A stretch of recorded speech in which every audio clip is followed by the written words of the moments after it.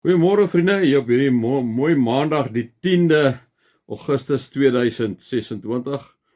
Mag dit vir julle sommer 'n lekker week wees, julle wat so 'n bietjie af is, wees rustig vandag, ontspan 'n bietjie vandag, geniet die dag, maak so 'n bietjie weer julle batterye vol vir die week wat voorlê. Kom ons raak net so vir 'n wyle stil voor die Here.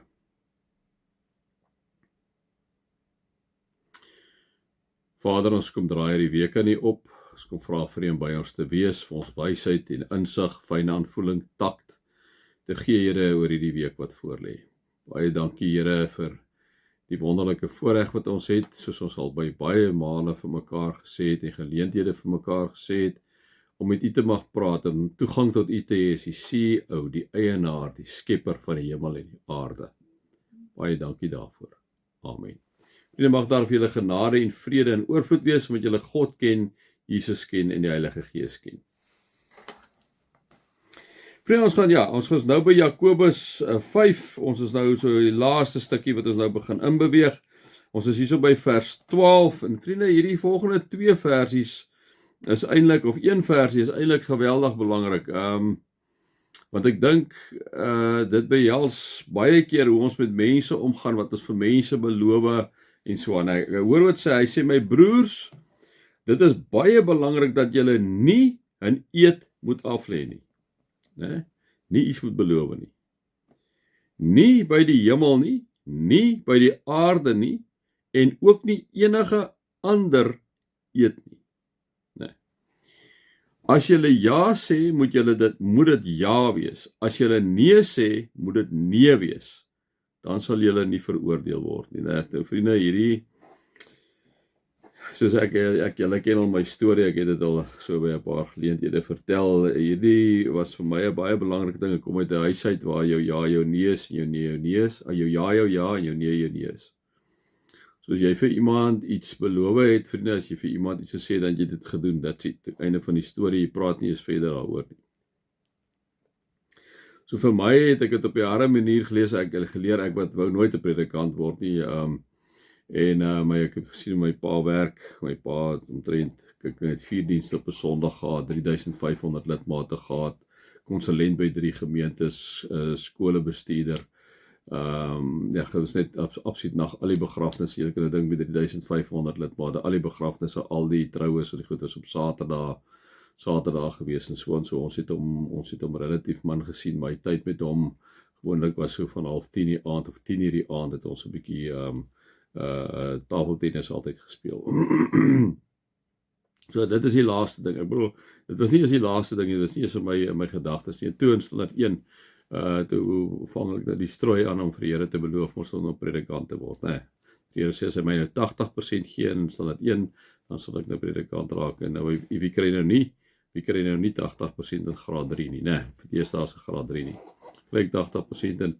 Interessant, dit kom ek maar uit die huis uit waar hy uit kom, vriende, maar ek kon van daai belofte net nooit loskom nie. Ek wou altyd in besigheid ingegaan het, dit is altyd my groot begeerte gewees, my ma se familie, hulle kom ook alles almal uit die besigheid, so dit is my passie gewees, en ek kon nie, ek het aan my pa toe gegaan, en so, dit is nou graad 3, ek het gegaan aan my pa toe standaard 4, en my pa gesê, graad 6, deesdae, papa, die belofte mag sê, Here sal verstaan, so klein seentjie gewees, standaard is graad 6, graad 8, eindiglik na my pa toe weer gegaan, hy sê, my kind, jy kan relax, ontspan, Here verstaan hierdie goeters en so aan. En ek sal nooit vergeet nie, in graad 11, standaard 9, daai tyd het ek weer na hom toe gegaan, en vir hom gesê, maar wat dink hy, toe sê hy net vir my kind, ek kan jou nie meer help nie, en dit is interessant, vriende, ek het Ami toe gegaan, omdat ek het nie wou doen, ek was soos 'n Job gewees, ek het Ami toe gegaan, nie soos 'n Job nie, wat is die klonk, Jona, ons het gaan Ami toe, die goed het in my kop uit kan kom, toe ek Ami toe, dit nie in my kop uit gekom het, toe ek eerste jaar, toe leer ek die eerste 6 maande, bang my brein is gevries, en toe kom ek deur in die tweede 6 maande, toe gaan dit baie lekker, toe dop ek my Hebreëus, en tweede jaar het nog lekkerder gegaan, toe dop ek my Grieks, en toe het ek nou Grieks 2 en Hebreëus 2 in my derde jaar het ek sleep, en ek gedink ook daar, maar wat ek bedoel, dit is duidelik nie vir my nie, een van my pel gesê het, die storie vertel en sê, jy moet actually 'n bietjie leer, as jy moet leer, jy kan mos nie sê die Here wil hê jy moet dit doen nie, maar jy leer nie. En nou ja, toe leer ek en toe kom ek nou deur en nou ja, so ek wou altyd uit, altyd by my wou ek uit wees. Maar die een ding wat my gehou het, is daai belofte in graad 1. Ek kon nie daarvan loskom nie. En elke keer as ek Sweets lees of 'n Spreuke lees, dan kom daai goed maar net by my op. En wat hy hierso sê, dit is baie belangrik dat jy nie 'n eed moet aflê nie by die hemel nie, nie by die aarde nie, en ook nie enige ander eed nie. As julle ja moet julle ja wees en julle nee moet julle nee wees, dan sal julle nie veroordeel word nie, né? So ek sê maar ook vir julle, as 'n ou vir die Here iets beloof het, vriende, dit help nie, jy kan sê, ag maar ek het net 'n foutjie gemaak nie. So vir die Here iets beloof het, dan moet jy dit doen. Wat dit ook al is en hoe swaar dit ook al is, wat 'n faset van jou lewe dit is. Dis dit my pleidooi vanoggend by julle vriende. Kom dit na. Kom dat jy vir die Here iets beloof het. En baie keer beloof ons, vriende, ek het al met 'n hele klomp van julle gepraat so deur die jare, beloof ou in 'n tyd van benouenis vir die Here iets. En wanneer die Here dit dan vir jou gee, dan vergeet jy van amper half daarvan.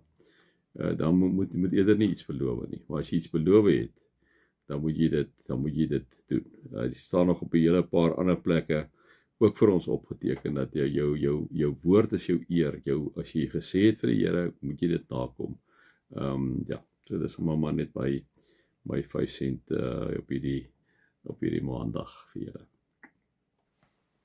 Mag julle God se liefde ervaar, sy genade en sy teenwoordigheid. Amen.